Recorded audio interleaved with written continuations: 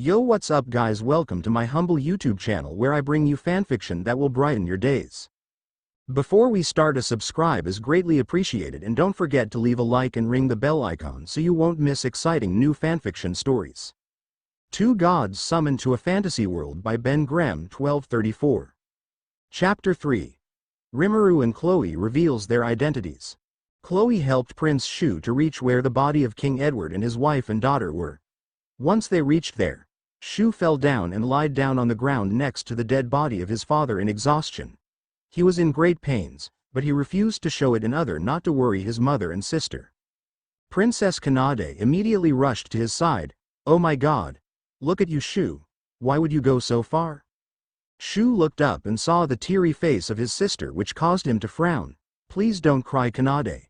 It pains me to see you in tears."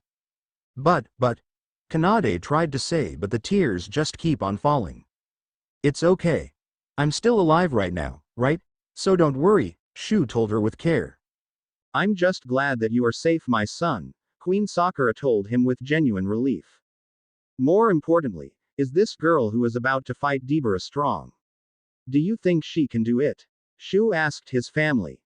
"I don't know, but I have hope that she could," Princess Kanade said to him. Chloe turned to the royal family with a smile. "You shouldn't worry about us. Trust me, we are the last people you should worry about.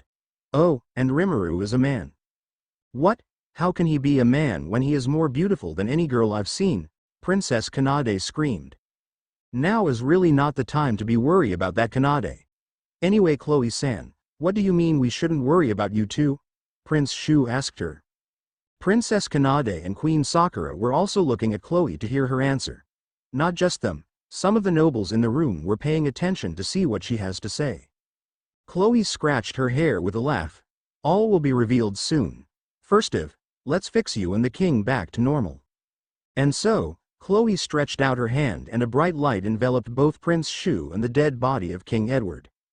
A symbol of a clock appeared under them and the clock began to spin backwards with great speed. As that was happening, Prince Shu noticed that his arms were being restored to normal and his energy was being restored as well. Not just him, the dead body of King Edward was being fixed and his head was reforming back to the way it was before. In nothing but mere seconds, both King Edward and Prince Shu were fixed and well again. The crowd of nobles and the royal family could not believe their eyes. The king who was dead was alive and well again, and Prince Shu who was gravely injured was well too. None were more shocked than the two people who were the ones to receive such miracles from Chloe. King Edward couldn't believe that he was still alive. "What happened? I was sure I died." "You were dead, but I brought you back to life," Chloe told him. "But how? How did you do it? What kind of powers do you have?" Prince Shu asked her in shock. Chloe smiled at their shocked face. "Let's leave my powers for now because it is too many to mention in words. As for how I healed both you and your father, I simply reversed the time of both you and your father to the point before you received your wounds." "Nani? You can control time?" This time, it was Princess Kanade who shouted with a surprised voice. Being the only human who was well versed in magic, she knew that magic that affects time can only be wielded by the gods. If this girl she summoned can control time to such degree, does that mean she was a god? "It's that's shocking to see someone who controls time?" Chloe asked her with confusion. "Of course it is. The magic of time can only be used by the gods and not mortal." "Are you a god?" Princess Kanade asked with a scared voice. "What? A god? Could it be possible?" one noble asked. "She does possess time magic, so it could be possible," another noble said. "If she is a god, then why help us?" another noble asked with a scared voice. "How should I know? Maybe the gods have not abandoned us," one noble said with hope. And so, the commotion increased in the room. Everyone was shocked and scared, thinking that Chloe was a god. Gods do not visit the mortal realm because they feel that mortals are beneath them. So if Chloe was a god who was summoned here against her will, she would be pretty pissed at them. That is why they were all scared. Chloe became flustered because she didn't know how to respond to them. Just when she was thinking of telling them who she is, a great explosion happened where Rimuru and Dabura were fighting, which caught everyone's attention. Everyone turned to look at where the fight is going on and saw a huge torrent of black flames that was burning everything in sight. With Rimuru and Dabura meanwhile, when Chloe took Prince Shu to where his family were, Rimuru and Dabura prepared to face each other. To be more specific, Dabura was the one doing the preparing while Rimuru was simply standing back with his hands in his pocket. Dabura looked and saw the way Rimuru was casually watching him. "Ain't you going to draw that sword on your waist, or is that sword just for show? For a weakling like you, my sword would be overkill. I want to crush your soul and spirit and make you feel despair like you haven't ever felt before. So I'm giving you the opportunity to attack me with any move you want for free," Rimuru told him. Dabura couldn't believe what he was hearing. "Are you stupid or do you have a death wish?" Rimuru smiled to him in a nonchalant way. "Not at all. I told you that I want to crush your spirit, right? What better way than to show you that with all your powers, you are nothing but dust to me." Dabura became angry after hearing that. "I will make you pay for underestimating me, you low-life human." He released all his mana from his body, which caused the room to shake from how dense it was. He stretched out his hand and a giant magic circle appeared under Rimuru, who was still casually watching him. The dark magic circle began to release sparks of electricity as it began to glow a bright color. "A fool who doesn't understand the difference between our powers should just die in anguish and regret." "Die? Oblivion flame!" Dabura shouted. A huge torrent of black flames appeared from the magic circle and consumed Rimuru. The torrent grew big and wide until it later exploded, which sent a wave of heat everywhere in the room. The fire was so big that it not only consumed Rimuru, but also every other person inside the throne room. Dabura, being proud of his handiwork, turned and was about to leave the castle but stopped after he heard a sound behind him. He hurriedly turned around and saw Rimuru standing at the exact spot he was standing before without a single scratch on his body. He heard more sounds and looked around, only to see that everyone else in the room were okay as well. In fact, not a single item was damaged by that attack because the room appeared as it used to be. Rimuru looked at the shocked Dabura with a bored face. "It's that supposed to be your best magic, or were you holding back?" Dabura couldn't believe what he was seeing. How did you survive that attack just now? If me surviving that attack shocked you this much, then you are in for a rude awakening," Rimuru told him. Dabura glared at Rimuru with anger. "I don't know how you managed to survive that attack or how you saved all this people from my flames, but you are crazy if you believe that you have won because of it." After shouting that, Dabura created a massive ball of black flames above him. He sent the ball of flames at Rimuru, who was still standing there without moving. The ball approached Rimuru at a great speed, which was faster than the eye could see, but on its way to Rimuru, it vanished without a trace. Dabura was once again surprised by this outcome, but he didn't let it stop him. He flew up in the air and raised his hand above him. A huge gust of mana came out from his hand, which destroyed the rooftop of the castle. With the roof destroyed, all the nobles began to panic because of the level of mana that was pouring out from Dabura. The nobles and the royal family looked up at the exposed sky thanks to the roof being destroyed and lost all hope of leaving.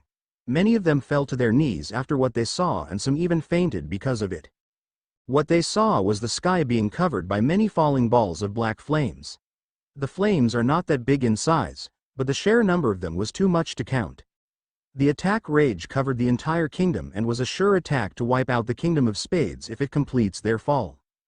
Dabura was laughing out loud as he saw the look of despair on everyone's face. "Let's see you survive this attack, humans.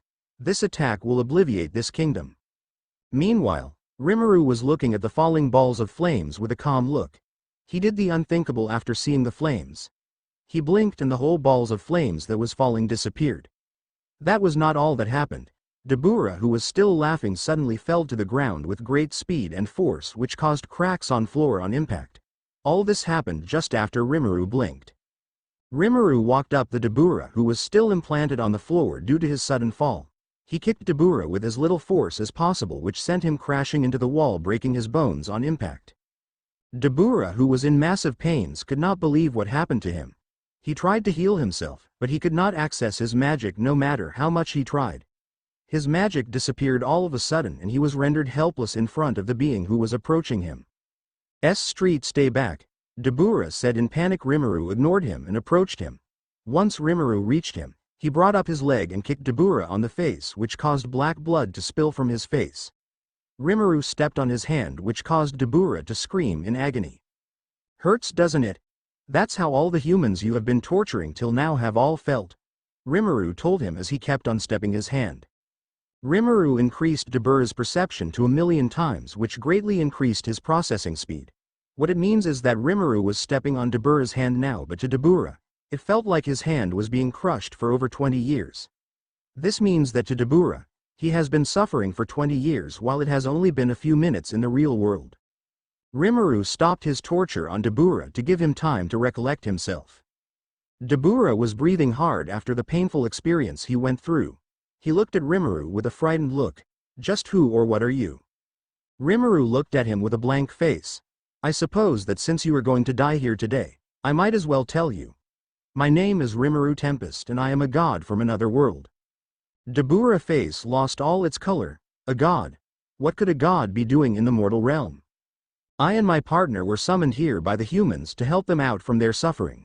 We've decided to offer the humans of this world our protection, and if any of the races ever mess with them again, we will annihilate that race for that foolish action, Rimuru told him. Dabura didn't know what to say. He was frightened because of how powerless he felt in the face of this god. He tried to use his mana, but he couldn't access his mana at all. Don't bother trying to generate your mana because I have taken away your mana, which is the source of your powers. Rimuru told him. Now to finish you off. I could simply erase you from existence, but I want you to suffer for all you have done. So I will send you a place of my creation where your torment will be indefinite. You will suffer every second, every minute, every hour for all eternity for the sins you have committed. Dabura became frightened after hearing that. He fell on his knees. Please have mercy on me, I beg of you. You had your chances to change, but you wasted it. Since your magic is fire-based, I consider it appropriate that you suffer by it. Now fire will be your day and fire will be your night. Welcome to hell where I keep evil souls like yours. Rimuru raised his hand which started to glow and a portal opened under Dabura.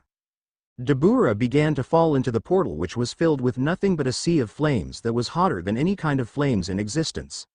Many souls were seen screaming and rolling around in agony and despair in the sea of flames. Curse you, Rimuru Tempest! Dabura screamed as he fell into the portal which closed after he has fallen into it, with his scream being the last thing that was heard of him. Rimuru turned back and began to walk to where the nobles were. As he was moving, the roof of the castle and all the damage began to fix itself until it was as good as new. Chloe approached him and stood by his side as they both turned to the people in the room. King Edward stepped forward in front of Rimuru and Chloe and knelt down and bowed on the ground. Everyone else in the room followed the king's lead and bowed to Rimuru and Chloe as well. Rimuru looked at them with a smile. From today onwards. Chloe took Rimuru's hands in hers. We both would protect humanity as its deity for as long as we remain in this world, both of them said to the people. Praise be to our gods. Everyone shouted while still